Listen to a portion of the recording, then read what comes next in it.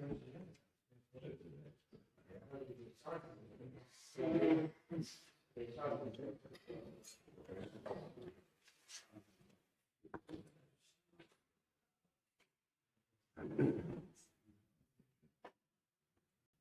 morning, Rabbi. Good morning. Good morning. Let us begin by thanking all of our sponsors for this morning's share. To thank our Talmud Torah sponsors for the month of Cheshvan, Steve and Terry Zinn, and loving memory of Steve's father, Albert Zinn, William C. Ben Chaim Zichron Racha, on the occasion of his 28th yard site. Our week of learning sponsors, the friends of Yitzi and Yankee Statman, in memory of their mother, Chaya Statman Zichron Racha, and the family in Chama.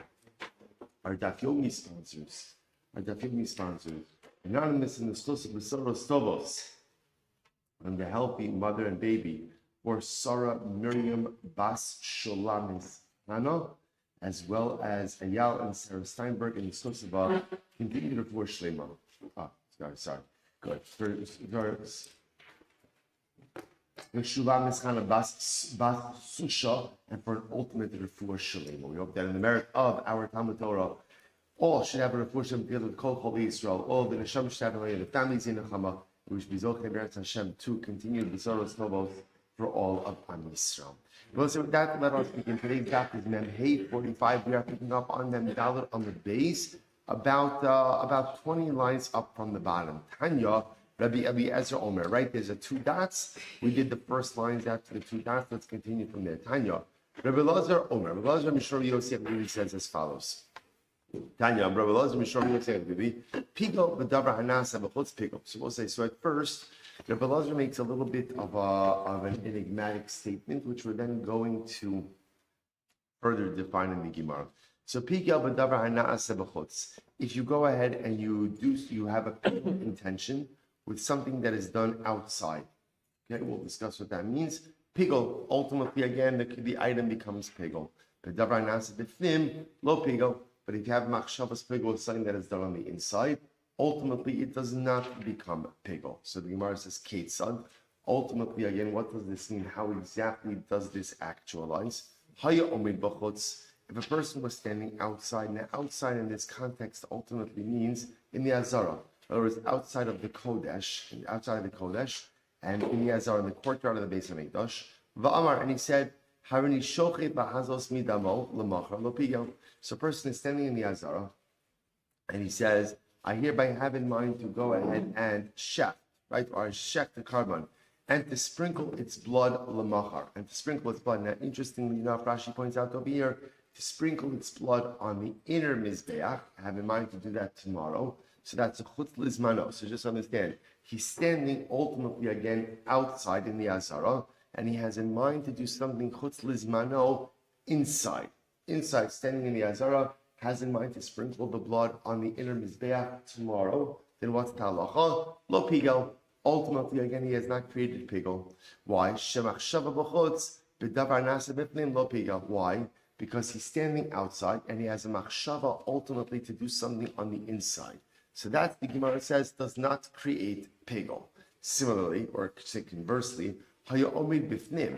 If let's say the coin was standing inside in the Kodesh, va'amar hareini maze alminas lahaktir emurim v'lishbok shirayim lemachar, and he's doing avodah on the inside of the Beis Hamikdash, and he has in mind to go ahead and either burn the sacrificial parts or to go ahead and pour out the remnant blood, right, the leftover blood, at the base of the Mizbeach tomorrow. So again, he's standing inside of the Beis Hamikdash and has in mind to do something outside of the Beis Hamikdash tomorrow. That's his intention. Then what's the halacha? Lo pigel. Ultimately, again, he has not created pigel. Why? Shemachshava bifnim b'davar hana'aseh b'chutz. Ultimately, again, because he has machshava bifnim, he has machshava ultimately again on the inside, standing on the inside with something that is going to be done on the outside. So what you see over here is a fascinating rule being espoused by Rabbi Eliezer and the name of Rabbi Yosef, that if halacha l'maisa, you are standing on the outside and you have a machshavas pegel to do something on the inside, it's not pegel. Standing on the inside, have a machshava to do something chutz lizmano on the outside, that does not create pigel. Or in other words, even before we get to the punchline, it seems to be what Rabbi Lazar is saying is in order to create pigel, you have to be situated, you have to be standing, and you have to have in mind to do the avoda in the same place. Chutz lizmano, in the same place. So the Gemara says, however,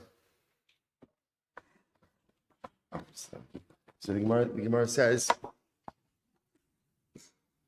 sorry. So the Gemara says, on the other hand, good, lo pigel, shmasha good. Aval, hayomid b'chutz, va'amar harini shochiv l'shpoch shirayim l'machar, o lahaktir imurim l'machar, pigel. But for example, let's say again the Kohen is standing on the outside, and he has in mind to go ahead.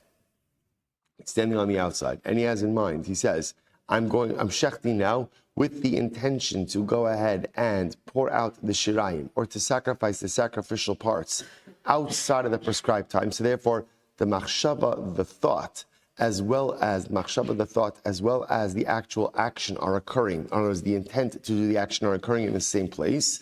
Ultimately, again, the Gemara says, pigel. Why? Shemachshava b'chutz, b'davar nasa b'chutz. Because he's having the machshava to do something ultimately again outside, and he's situated on the outside. So therefore that creates pigel. So just a fascinating idea that ultimately again that the machshava has to take place in the same area where the ultimate pigel action is intending to take place as well. So therefore, again, if you're standing on the outside in the Azara, and you have in mind to go ahead and burn the sacrificial parts or pour out the remnant blood, chutz lizmano, that's pigel. But if you have the machshavas pigel in a different geographic location where ultimately the maisa pigel is going to occur, then that does not create pigel. Fascinating. Amar, which by the way, essentially what the Gemara is saying is like this, is that your intention and your actions ultimately again have to occur in the same area. Which is a fascinating Musar Haskell as well, which is a lot of times there's a disconnect between what we think and what we do. We have the most beautiful intentions, the most beautiful goals, dreams, aspirations, she'ifas. There's only one problem, is that they don't materialize. Right? So in other words, I have this head and this heart full of all the wonderful things I want to accomplish and do, but they don't find expression in the way that I live and what I do and how I act. Sometimes we espouse beliefs. I believe in this, I believe in that. Wonderful, but it doesn't find expression in terms of how I behave and how I act. And the Gemara is saying over here, all right, this is in the negative, this is pigel. But in order for pigel to be effective, ultimately the machshava, the thought, and the action must occur in the same domain. But what is true for pigel is also true for life success. Your thoughts and your actions must occur in the same domain. It is not enough in life to walk around with the right intentions, goals, dreams, and aspirations. They're only meaningful ultimately if you bring them to fruition. Incredible. Rabbi Shmuel Silber, what's the pasuk? What's the pasuk that supports this idea? So the Gemara says, Kasher Yuram Mishar Zevach Hashlamim. So the pasuk says that will be literally again, that will be separated out from the Shar Zevach Hashlamim. So the Gemara says, V'chi Mala Madnu Mishar Zevach Hashlamim. So ultimately again, what are we learning out from the Shlamim? So the Gemara says, Me'ata Ela Makish Par Koin Mashiach L'Shar Zevach Hashlamim. Rather, the pasuk is coming to go ahead and equate the Par Koin Mashiach, which we learned about extensively back in Harius, with the Shlamim. How so? Mashar Zevach HaShlamim Achiu Masov Umachshavosov Amizbeach HaChitzon. Just like a Shlamim, ultimately, again, you require both the actions as well as intentionality on the Mizbeach HaChitzon, on the outer Mizbeach. Af Par Koin Mashiach Achiu Machshavosov Uma'asav al Mizbeach HaChitzon. So to the Par Koin Mashiach, ultimately again until its machshavas and its actions are on the outer Mizbeach. Okay, incredible. So we'll say, so that is our first nugget of information for today. The statement of Rabbi Lazar in the name of Rabbi Yossi Aglili, namely a very important qualification in pigel. In order for something to become pigel, ultimately again, when the Kohen is having the machshavas pigel, he must be geographically situated in the same area where the actual pigel action is going to unfold. So again, simple case. Kohen says when doing zrika, when doing zrika, I have in mind to go ahead and pour the remnant blood out, the shirayim, in 2 days from now. That's a ma'aseh pigel. So remember, where does the pouring out of the remnant blood, the shrine, happen? By the base of the mizbeach, right? And outside. So as long as he's situated outside when he has that machshava, that's pigel. But if for some reason he's inside, and he has in mind inside being inside of the base of Mikdash proper, inside of the heichal, and he has in mind to do this machshavas pigel, ultimately again that is not going to create a pigel scenario. Okay, so that's the principle Rabbi Elazar is espousing. So the Gemara says, Amar Rav Nachman, Amar Rabbi Avua, Amar Rabbi said the last 3 lines. Mem Daled Amud Beis. Halacha Rabbi Elazar Mishra Rabbi Yosef Levi. So Rav Nachman says in the name of Rabbi Bar Avua, the halacha follows Rabbi Elazar, right? The name of Rabbi Yosef Levi. That halacha means again, in order to create pigel, the machshava, the pigel intention, as well as the pigel action, must be unfolding in the same geographic area.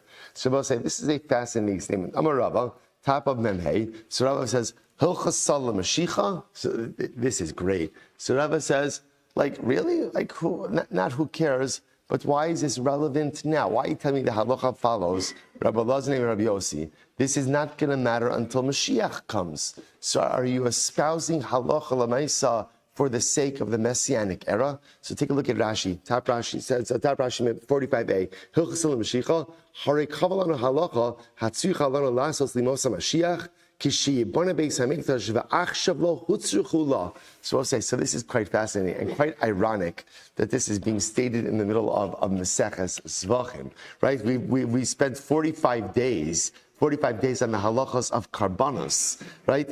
Again, obviously not yet relevant. So what's bothering the Gemara? Or I should say, what's bothering Rava?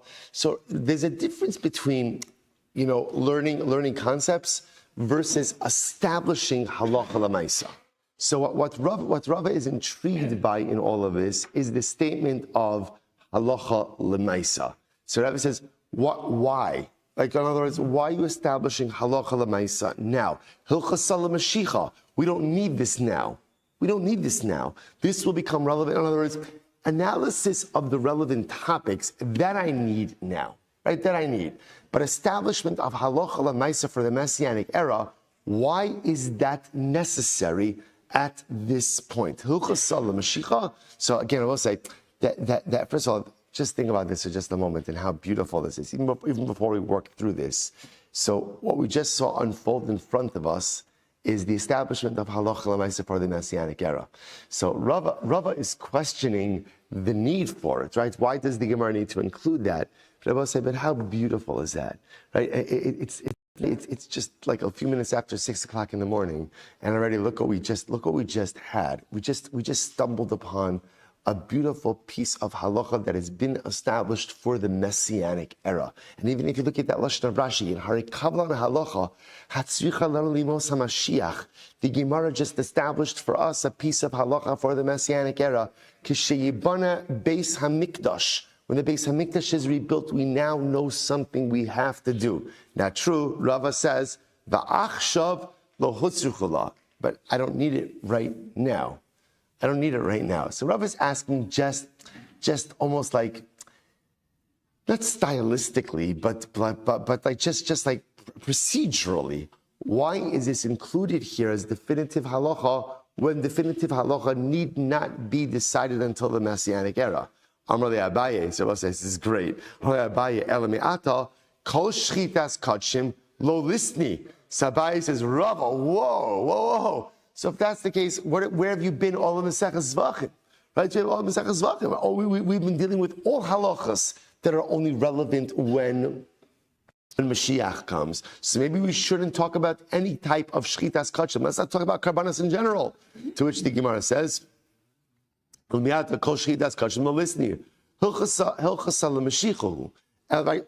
is hilchas of the Mashiach. I will say, which by the way, just gives you also a new appreciation, ultimately, again, of what it is that we're doing. Because there are definitely days when we're learning Maseches Zevachim, and we think to ourselves, like, what am I doing? What am I doing, right? Again, we're going through so much information, such a limited amount of time. In general, that's the challenge of Daf Yomi. Alachas kama v'kama when it comes to karbanos, right? The retention, the ability to understand is sometimes feels so limited. Rabbi said, just understand that when you have the schus to learn Mesechas Zevachim, you're living in the Messianic era. You're living in Yemos HaMashiach. And I will say, if somebody said to you, you could live in Yemos HaMashiach for 55 minutes a day, but you're going to have no idea what's going on, would you take it? Would you take it? Right? So imagine for a moment they said you could live in Yemos HaMashiach for 55 minutes a day, but you're not going to understand the language that the people that around you are talking. Would you take it? Who wouldn't take it? I don't need to understand, just put me there. So just understand that when we learn these Masechtas and when we learn these Inyanim, we have the schus to live in the Messianic era, every single word, every single moment. And ein zechus gedola mizo. To live in Yemos HaMashiach, even if just for a little bit of an hour, is the greatest privilege in the world. So Abai says, back to Rava, all of this is Hilchasad de Mashiach. So maybe don't mention it at all. Ella, so therefore again the Gemara says, Ella, drosh v'kabel schar, hachanami drosh v'kabel schar. So maybe the answer just is, we'll say, sometimes you do things because it's the right thing to do. Right? Sometimes you do things because it's the beautiful thing to do. So you're right. I don't read Mesechas Zevachim now, even though again on both sides, not a day goes by in Mesechas Zevachim that we don't learn a beautiful Musar Haskell that changes our contemporary lives. But you're right, maybe right now, the halacha l'maisa that's being espoused over here is not necessary for my day-to-day life, right? At the end of the day, there's nothing here halacha l'maisa that I could apply. Drosh v'kabel schar. Learn it. Why? Because a Yid learns Torah. And the good news is you understand it, you don't understand it, relevant, not relevant, applicable, not applicable. You get schar. Kodesh Baruch Hu roars, take it. Just go with it, take it. So the Gemara says, one second. The Gemara says, Hali kamina lecha, hilchas lamali. He says, no. What I meant to say, ultimately again is, why do I need this halacha right now if, again, the practice of it is not yet needed? The other version of this was that he said, this halacha is applicable, but only applicable ultimately, again, for the Messianic era. Look at Rashi. Amrle halacha kamina, hay d'metama kaviyas halacha hi d'mishana d'migras ba'inan misni mishnayis amachlokos halachas havoda lefi shetorah hi ujosh v'kabel schar. Aval kibua halacha eina ela lahoros halacha lamaisa biachshav eino noheg. So again, I will say other version of this ultimately again was Rava making a definitive statement. Right now, we don't need this for the establishment of halacha, but ultimately again, halacha lamaisa, we will need it for the Messianic era. So we'll say, so bottom line, the Gemara goes ahead and adopts the position of Rabbi Lazar and the Yosef Levi that in order to go ahead and create pigul, the machshavas pigul, the thought of pigul, and actually the pigul action must occur in the same domain. That is the halacha l'maisa. It's hilchasad de Mashiach. Yeah, it's hilchasad de Mashiach. So also, therefore, the Gemara gives us two incredibly important tools for how to navigate ultimately again through Mesechas Zevachim. Number one, hilchasad de Mashiach. So just appreciate the fact that halacha l'maisa, when we learn these sugyas, ultimately, again, we are getting to live, at least for a little while, in the Messianic era. And what we wouldn't give to be in the Messianic, we got it. You got it. You open up Mesechas Zevachim, you're living in Yemos HaMashiach. That's number one. Number two, drosh v'kabel schar. Drosh v'kabel schar means two things. Number one, sometimes a Jew just does things because a Jew just has to do things. Kodesh Baruch Hu gave us a Mesechas Zevachim. He said, learn it. We are good soldiers, so we're learning it. What I understand, what I don't understand, what I take, what I don't take, that's secondary. Drosh v'kabel schar means, it doesn't just mean do it and receive reward. It means do it because ultimately, again, HaKadosh Baruch Hu said, this is my sacred obligation. And sometimes the most beautiful, sacred, and holy part of being a Jew is doing things because ultimately they are the ratzon, they are the will of my Creator. Incredible. Mishnah. Here we go. Very interesting sugya over here. The karbanas of an akum. So we'll say, remember again, a non-Jew is permitted to bring karbanos. Ki beisi beis tefilo yikari lechola amin. Beis hamikdash was the central point of service for all the nations. So now a non-Jew is permitted to go ahead and bring a carbon. If a non-Jew brings a carbon, ein chayil mishum pigol. Ultimately, again, I will say, now this is interesting. Whenever you see a lashon of ein chayil mishum pigol, it doesn't mean their carbon can't become pigol. In other words, the carbon of an akum can become pigol. It's just if you consume it, there's no chiyuv kares. There's no chiyuv kares. So ultimately, there's no liability, no liability for pigol. So the Gemara says, ein chayil mishum pigol, no sar tameh. So it's not subject to the halachos, or to the penalties of pigol, no sar, or tumah. In other words, if you eat it in a state of tumah. Vashochtan b'chutz pater, Rabbi Shimon. Similarly, again, if you shecht the carbon of an akum outside of the Beis Hamikdash, you are pater from liability. Divrei Rabbi Shimon. These are the words of Rabbi Shimon. Okay, so the Gemara is Rabbi Yossi Mechai. Rabbi Yossi, on the other hand, says, ultimately, again, that no, the halacha is essentially the carbon of an akum is treated just like the carbon of a yid, and therefore there is liability in all of the aforementioned areas. Okay, fascinating machloka. Says the Gemara, Tana Banon, Kadshe of the Kochavim, the carbonos of an akum, lo nanin, v'lo mo'alin. Ultimately, again, you can't get hana, but if you did get hana, there's not me'ilah. There's not me'ilah, which I will say is another way of saying that really they're not subject to me'ilah. In other words, ideally you should not get hana, but if you did get hana, ultimately again there is no me'ilah liability. So ve'in chayav mishum pigol, no sarvatame, and there's no liability for the carbon of an akum regarding pigol, no saran tuma. Ve'in osin tmura. Furthermore, they don't make a tmura. Now, what's tmura? Tmura is if you have an animal designated as a carbon and you choose to swap that out for another animal, whether the second animal is better, worse, the same, whatever it is, there's a penalty. What's the penalty? Vayahu usmura so kodesh laHashem. Both animals become consecrated. Vein mevi nesachim. Ultimately, you can't bring nesachim. Now, what does this mean? Rashi points out to Vein mevi nesachim b'fnei atzman below zevach ki Yisrael. We saw actually in the previous sugya that you could bring nesachim on their own. Right? You could bring a lot, even though when we normally talk about or we think about nesachim are usually attached to a carbon. It doesn't have to be that way. Rather, halacha l'maisa, ultimately, again, for a Jew can bring nesachim on their own, but apparently the Gemara says an akum cannot. Vein mevi nesachim. Aval karbanon ta'onis ad Rabbi Shimon. But if an akum is bringing a carbon, then a carbon may require, depending on the type, nesachim. So you can't bring nesachim on their own, but if it's the type of carbon that would normally warrant nesachim, then he brings nesachim. Good. That's Rabbi Shimon. It's Rabbi Shimon. Amar Rabbi Yossi. Let us say, by the way, same Rabbi Shimon as the Mishnah. Which indicates to us that a lot of the details that apply to a Jew's carbon do not apply to an akum's carbon. Rabbi Yossi says, Roa ani bekulan lahachmir. Rabbi Yossi says the truth is, I really think we should be machmir, which essentially means we should really treat the carbon of an akum just like the carbon of a Jew. Shneimar bahen laHashem. Ultimately, again, why? Because by karbanos it says laHashem. laHashem. In other words, what Rabbi Yossi is really looking at is it's not as much a detail in who is bringing it, rather what?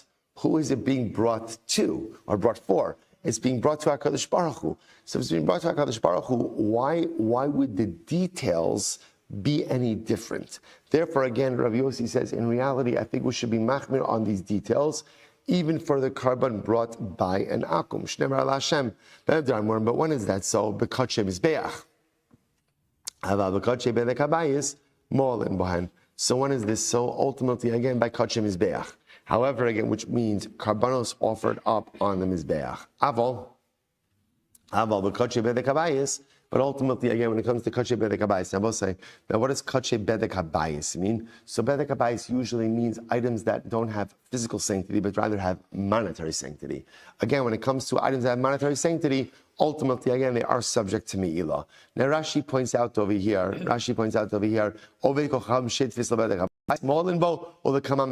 later on, we'll see exactly what this means. Okay, so we'll say, so now, what the Gemara just quoted over here was a brisa. Now what we're going to do is dissect this brisa. Here we go. Ve'in chayavin alein mishum. Sorry, I skipped. Lo nanin v'lo mo'alin. So remember again, first we're going through the sheet of Rabbi Shimon. Rabbi Shimon is the one who says that the carbon of an akum is really different than the carbon of a Jew. And one of the ways that he said is that ultimately, again, lo nanin v'lo mo'alin. You shouldn't get hana, but if you did, ultimately it is not subject to me'ilah. Okay, so let's analyze.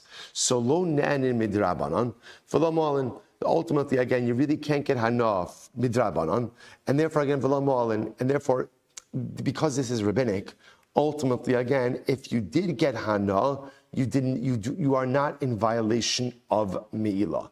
Now, where do we get this from? The Gemara me'ilah chat mitruma. Now, in reality, what this means is we make a gzera shava of chet. It's really chet, right? To make a gzera shava of chet from truma. The bitruma, and I will say so again. So they use the lashon of chet by me'ilah and chet by truma. What does this teach me? The bitruma ksiv b'nei Yisrael of dekohavim. And who does truma apply to? The halachas of truma apply to a Jew, don't apply to an akum. So therefore, again, because truma only applies to a Jew, not an akum, make a gzera shava of chet from truma to me'ilah, and say just like truma only applies to a Jew, so to me'ilah only applies to a Jew. Therefore, when it comes to the carbon of an akum, midrabanan we say you should not get hana. From midoraisa it's mutter. Midoraisa there's no me'ilah by the carbon of an akum. Midrabanan we say you should not get hana. But if you did so, ultimately again you do not violate me'ilah. Incredible. That's good. That's number one. Next, vein chayal misham pigel nosra tamis. According to Rabbi Shimon. According to Rabbi Shimon, there is no liability by a carbon of an akum for pigel, nosar, and tame. My timer. Why is that? So number one, the asi pigel avon mi nosar. So first of all, because it's gzera shava from pigel to nosar, avon, right? Va'asi nosar chilu mituma, and there's a gzera shava of chilu from nosar to tuma. Ubetuma ksiv b'nei Yisrael v'lo of dekochav. And by tuma, we'll say the Torah goes out of its way to say b'nei Yisrael to tell me that the halachos of tuma only apply to Jews, don't apply to non-Jews. So essentially, I will say what we're doing over here is we make a gzera shava working backwards from tuma to nosar, right? From tuma to nosar, and ultimately again from nosar to pigel. And therefore, again, kind of it's like if A equals B, B equals C, A equals C, right? So halacha l'maisa. Therefore, we say that therefore there's no pigel, there's no nosar because there's no tuma. Ultimately, again by an akum. Incredible. Next, veinos and tmura. So again, by the carbon of an akum, there's no tmura. My time, what's the reason? The iskish tmura l'maiser behema. So ultimately, again, because tmura is compared to maiser behema, or maiser behema iskish l'maiser dagan, and maiser behema is compared to maiser from literally again from grain, or the maiser dagan ksiv b'nei Yisrael v'lo ovdei kohavim. And by Meiser Dagan, it says B'nai Yisrael, which Meiser Dagan, again, Meiser from grain only applies to Jews, doesn't apply to non-Jews.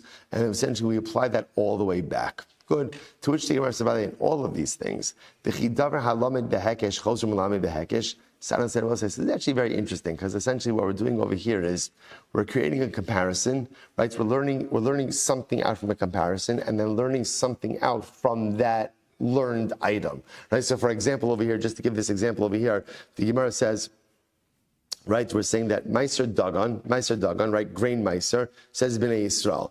Then we're learning out Meiser Behema, ultimately again from Meiser Dagan, because it's compared, and then we're comparing Tmura to Meiser Behema. So essentially the Gemara says, do you make these multiple derivations like that?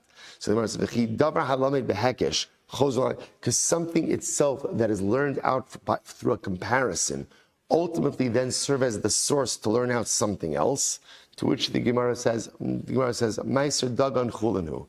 Don't worry about it because grain Meiser, right, produce Meiser, is Drabanan. Now what is that? Sorry, is Chulin, is not Kodesh. Now what does that mean? So Rashi points out over here that some only have a problem of Davar Halamed Behekesh, Choser Melamed Behekesh, only by Kodesh, not by Chulin. Okay? So that works well according to the opinion that says that we go after the source item. Ella Lamandamar Basar Lamad Azlinon, Ma'ikal Memar. but according to the opinion that says that we go after the derivation, not after the source item, what is there to say? Because remember again, the source of here will be Meiser Dagan. The derivation ultimately is Meiser Behema, which is Kodesh. Ella Meiser Behema Chova She'en Kavua Lazman. Rather, Rabbi said it's like this: that Meiser Behema itself is an obligation that doesn't have a set time. V'chova she'ein lazman kavua, and any obligation that doesn't have a set time, Yisrael maisu ovdei kochavim lo maisu. Any carbon that is obligatory but doesn't have a set time, or any mitzvah that is obligatory doesn't have a set time, a Jew is obligated, an akum is not. So essentially, again, what the Gemara is saying is like this: by Meiser Behema, I already know that an akum is excluded. I don't need to learn out Meiser Behema from Meiser Dagan. Therefore, there's no problem of deriving something and then deriving something else from that derivative. Rather, what happens over here is as follows. Working backwards, Meiser Dagan doesn't only, says Bnei Yisrael, only to Jews. Then I could compare Meiser Behema to Meiser Dagan, even though I already know that a non-Jew is not subject to Meiser Behema. And then I could compare Tmura, ultimately again to Meiser Behema. But it's not learning, it's not deriving something from something else that was derived from an original item, because Meiser Behema is already learned that from a separate source. Okay, incredible. I will say, bottom line, that according to Rabbi Shimon, the akum doesn't make Tmura. So we're just going through the list of things Rabbi Shimon says don't apply to the carbon of an akum. Next, Zevachim. So remember again, next in Rabbi Shimon's list is that an akum can't bring Zevachim, which again we understand to mean an akum does not bring we'll call just independent Zevachim. If he's bringing a carbon, he can bring Zevachim with the carbon, but he can't bring Zevachim on their own. Tan Rabbanon, Ezrach. The pasuk says Ezrach. Ezrach means a resident, which refers to a Jew. Ezrach mevi Zevachim, ve'ina ovei kochav mevi Zevachim. We darshan from here that a Jew can bring Zevachim by themselves, but an akum cannot. Yachol lo tehei olaso to Zevachim. I might have thought that means that an akum can't even bring Zevachim with his carbon. Talmud lomar kacha. Therefore, the pasuk says like this. Ultimately, again, that you go ahead and you bring that when you are bringing a carbon, the carbon is brought in its normative framework, in its normative way. And since for a carbon, the normative way is with Zevachim, therefore even an akum will bring with Zevachim. Incredible. Rabbi Yossi says, Roa ani v'kulan lahachmir. Rabbi Yossi now says, so that was all Rabbi Shimon. Right? And Rabbi Shimon espouses all the ways in which the carbon of an akum is different than the carbon of a Jew. Comes on Rabbi Yossi says, Roa ani v'kol lahachmir. Rabbi Yossi says, I really think the carbon of an akum is really just like the carbon of a Jew. So when is that so? Because Shem is be'ach. So my timer, what is Rabbi Yossi's logic? My timer. So the Gemara says, now interestingly enough, what the Gemara is really focusing on over here is Rabbi Yossi's last statement. Right? His last statement ultimately was that when do we say that there's no me'ilah? There's no me'ilah by kachim mizbeach. But by kachim bedakabayis, physical sanctity, there is me'ilah. Says the Gemara. So what's the pshat? My timer. The Gemara says, what's the logic? Ki gamra me'ilah chet mitruma dumya de truma de kedish kedusha zagof. So I was going back because ultimately, again, when we make a gzer shabav chet from me'ilah to truma, so ultimately, again, it's comparable to truma. What's unique about truma? The kedish kedusha zagof. Truma has physical sanctity. Aval kedushas bedek habayis, the kedushas damim lo. So Rabbi says, so remember going back. So Rabbi Yossi uses Rabbi Shimon's own limud. Rabbi Shimon makes a gzer shava of ultimately again chet from me'ilah to truma. Now remember again, Rabbi Shimon used it to say that just like a Jew is only truma is only shaykh to a Jew, so to me'ilah is only shaykh to a Jew. Rabbi Yossi uses it a little bit differently, and he says just like truma has kedusha guf, actual has physical sanctity, has right. So too again, me'ilah only applies to items that have me'ilah doesn't apply to me'ilah will only apply to items ultimately again that have kedushas damim. Incredible. So again, to me the truma the kedushas guf, aval kedushas bedek habayis the kedushas damim lo. So Gemara says Tan Rabbanan dam shenitma v'zarku b'shogeg.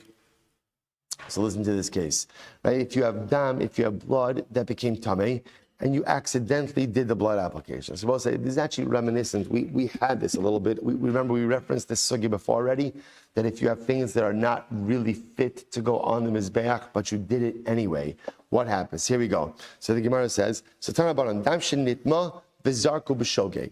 You have dam that became tamei, therefore should not have been applied to the mizbeach, but it was. You did it b'shogeg. What's the halacha? Hortza.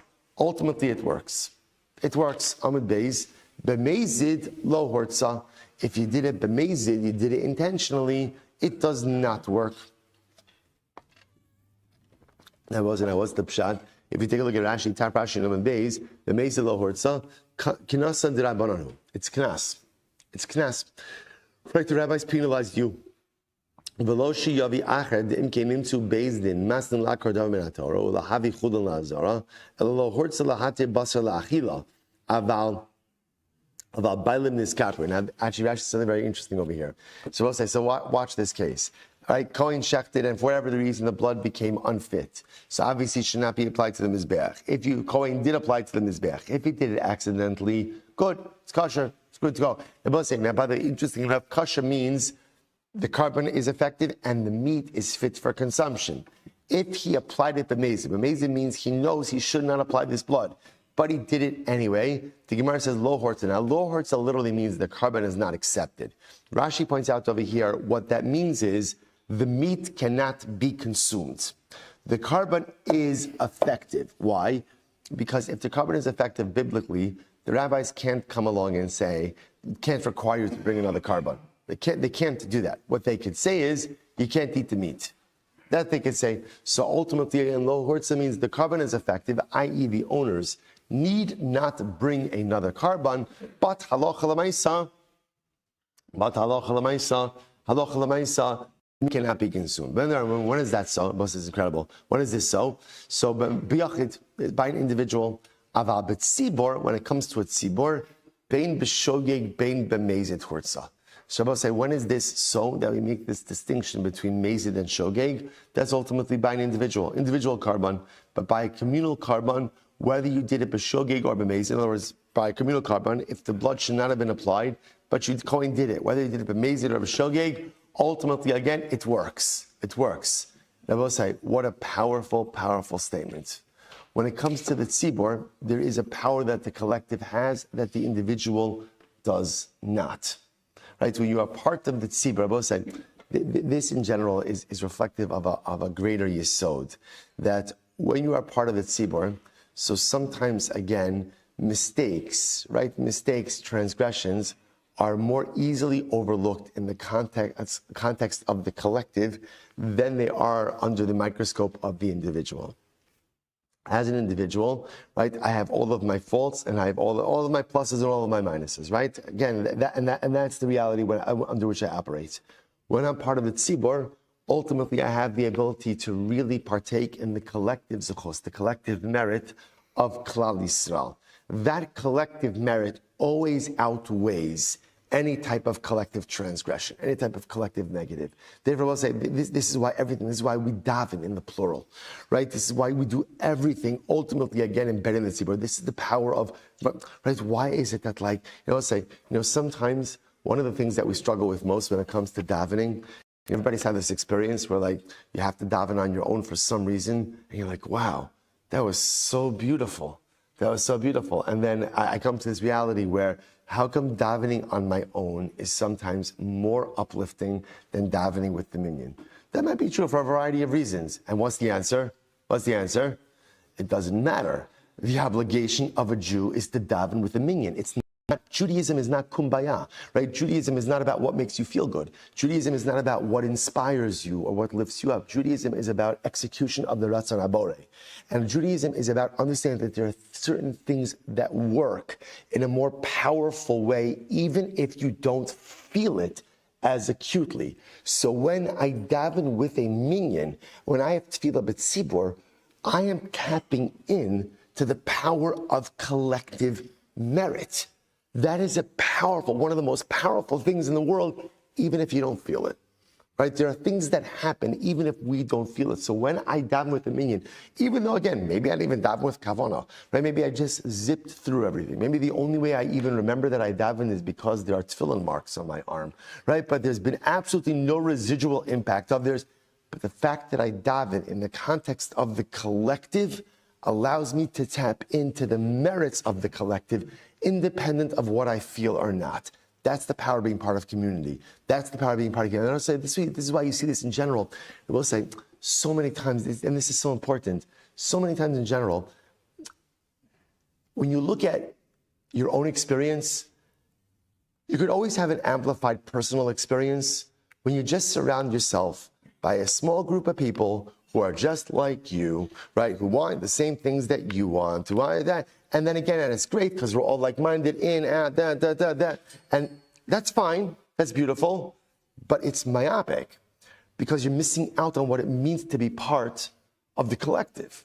And what it means to be part of the collective, ultimately, again, is sometimes you give up something of your collective, of your personal experience, because you realize that there's a power of embedding yourself in something bigger than yourself. And again, it's hard because I'd rather have my personal experience that is amplified by just a self-selected group. And also, I mentioned this before.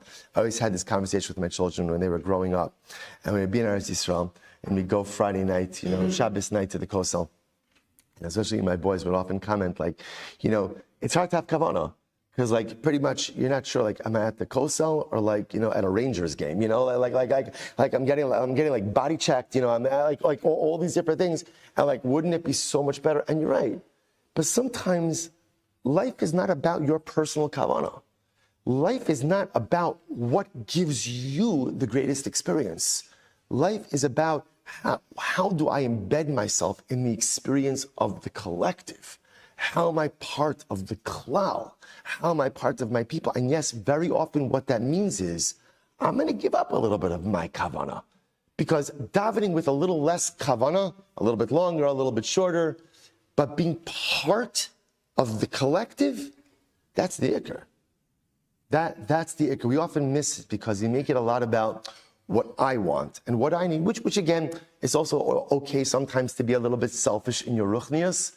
Just understand that sometimes you have to be careful. There's this balance between, on one hand, being a little bit selfish in your ruchnias and getting what you want, but giving up the opportunity to be part of the klal. So the Gemara says that halacha l'maisa, if the tzibur, when the tzibur applies the blood, whether they go ahead and they do it b'shogeg or b'mezid, ultimately it works. So b'obdei kochavim, b'shogeg b'mezid lo hurtza. But by an akum, ultimately, again, if the blood shouldn't have been applied, whether it was done b'shogeg or b'mezid, ultimately it does not work. Amru Rabbana Kamed Rapapa, Kiman, whose opinion does this reflect? The lo Rabbi Yossi, not like Rabbi Yossi. Why? Because Rabbi Yossi in general was machmir, right? Rabbi Yossi felt that in general the carbon of an akum ultimately again was just like the carbon of a Jew. It was subject to all the same strictures. Even Rabbi Yossi, shiny hasam the amakra lahem. The Basik says for them lahem v'lo ovdei kochavim. Ultimately, again, this halacha applies ultimately to Jews and not to Ovdei Kochavim. When the pasuk says that they offer, are you going to tell me that means hachanami heim v'lo Ovdei Kochavim? Ultimately, again, so that's tumah. That's tumah. So would you say that the halachos of tumah only apply to Jews and not to non-Jews by karbanos? Now, remember again, Rabbi Yossi holds that tumah applies to the karbanos of non-Jews as well. The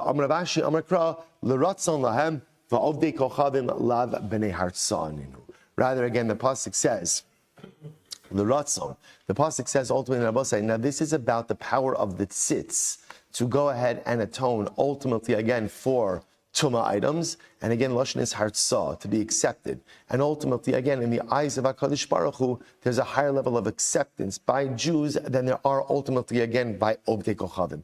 Therefore, everyone will agree that the tzitz only has the ability to rectify Tuma ultimately, again, by a Jew and not by a non-Jew. So bottom line, Rabosai, is that halacha l'maisa, we end off with this machlokes Rabbi Shimon and Rabbi Yossi. I'll just point out, the Rambam paskins like Rabbi Yossi, which essentially means that we treat the karbanos of an akum just like the karbanos of a Jew, which means that at the end of the day, the karbanos of an akum will be subject to pigul, nosar, and Tameh. Incredible. Let's go a little bit weiter. Says the Mishnah. Dvarim shein chayav l'mayim mishum pigol, chayav mishum nosar mishum tamei chutz min adam. So let's listen to this. So in general, any items that are not subject to pigol. Now I will say, now what are the items that are not subject to pigol? This goes back to our previous discussion. Remember again, in order to be subject to pigol, what has to happen? What do you need? What do you need? A matir, right? So any item that does either that does not have a matir or that is the matir itself is not subject to pigol. So now the Mishnah says, even items that are not subject to pigol, ultimately, even items that are not subject to pigol, ultimately are subject to nosar and are subject to tuma. Okay, the Gemara says chutz min adam, with the exception of blood, right? So blood, which we'll discuss. Chutz min adam. Ultimately, again, that dam apparently is not going to be subject to nosar and not going to be subject to tumah. Rabbi Shimon says ultimately again there is liability. There is liability ultimately again for these items with anything that is normally consumed. But ultimately, again, eitzim, wood, levona, frankincense, kitoris, incense, one is not chayiv, ultimately, again, because of tumah on these items. These are items that cannot be consumed. Now, I will say, now how exactly to understand that last statement in Mirat Hashem? Because remember, Rabbi Shimon says essentially, you're chayiv for pigol, nosar, tumah, for anything that could be consumed, right? Ultimately, again, then the Mishnah says, but eitzim levona ketores, you're not chayiv mishum tuma. How exactly to reconcile those two statements? We'll see in the Gemara. Good. Tanabanan yochel lo yu chayav mishum tuma ela al davar sheish lo matirin bein la'adam bein lemizbeach. Now, this is very interesting. So remember again, as we said by pigol, the halacha by pigol is you're only subject to pigol if you have a matir. I might have thought that the same halacha should apply by tuma. That maybe an object, right? Something is only subject to the halachos of tumah if what? If it has a matir, whether that is a matir through human consumption or a matir through mizbeach consumption. I would have thought that. V'dinu, it's a good. Can we make a kavachomer? Uma pegel shu b'kvia u'biyediya achos v'lo choter michlalo. You know what? We'll stop over here for today. We'll pick up Emirat Hashem with this kavachomer tomorrow. Emirat Hashem short after tomorrow, so we're good. We're a little bit on a tangent today. Bashkach, everyone. Wonderful day. I just need the Gemara bring down Shmuel's memoir from Yomi. What Shmuel gave from Yomi? Rashi, top, right, the last line, the wide line. That amazingly hurts. Yeah. So Rashi says that. Yeah, I mentioned it. There are only I know. Why didn't the Gemara bring that down?